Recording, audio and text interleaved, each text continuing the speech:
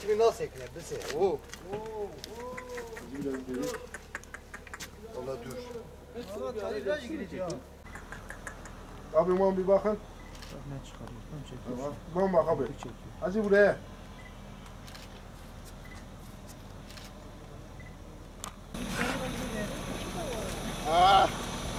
Yakiler aha bak ne? Sıraya bak. Aha sıraya da tıkırıyor. Onu çektin zaten.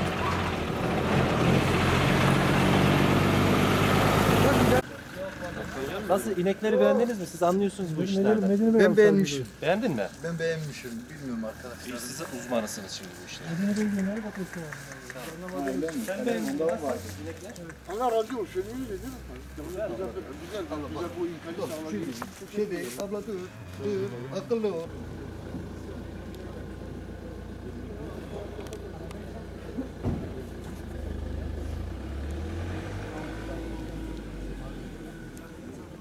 Muş Cumhuriyet Başsavcılığı'nın Koruma Kurulu Başkanlığı'nın Denetimi Serbestlik Şube Müdürlüğü İşkur işbirliği ile yapmış olduğu Mondofon süt ineği besiciliği projesi kapsamında 3 adet hükümlümüze, bunlar daha önceden projeyle tespit edilen kişilere 2'şer adet Mondofon ineğinin teslimi ile ilgili burada bulunuyoruz.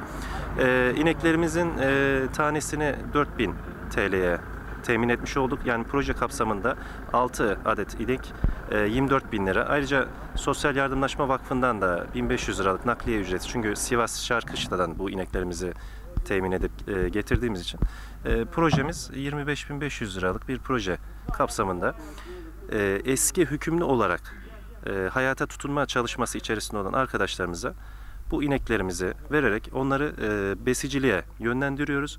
2 sene süre boyunca kişiler bu ineklere kendi gözleri gibi bakacaklar, yetiştirecekler.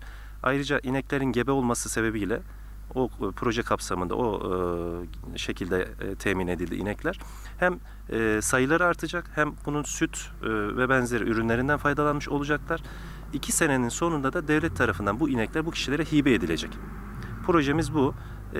Eski hükümlü arkadaşlarımız da bu şekilde topluma ve hayata adapte etmeye çalışıyoruz. Projemizin, Koruma Kurulu Başkanlığımızın çalışması da bu yönde. Ben Hizbullah davasında tutuklandım. Benim herhangi bir suçum yoktu.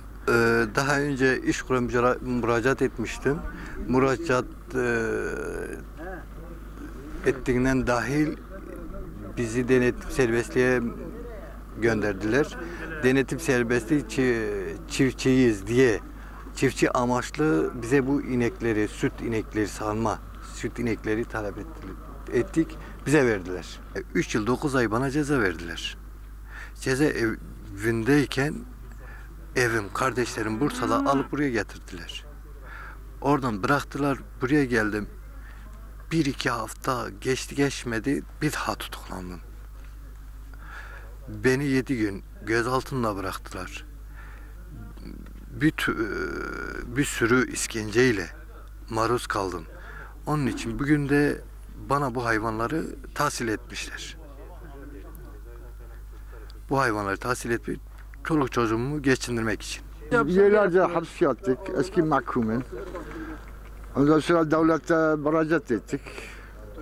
Denetme serbestliği bizim şimdi bakanlığa gönderdi. Bakanlıkta emir geldi. İşte bu hayvanı, süt hayvanları bize hibe etmişlerdi. 2 sene satmasın yüzünü. Biz de onları büyütüp çoluk çocuğumuzu geçirmesi için.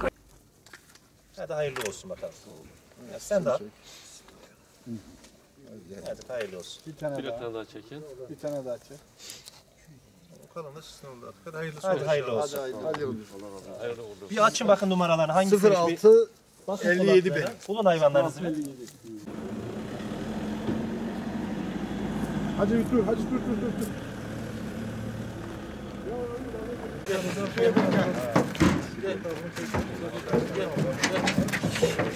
Hadi.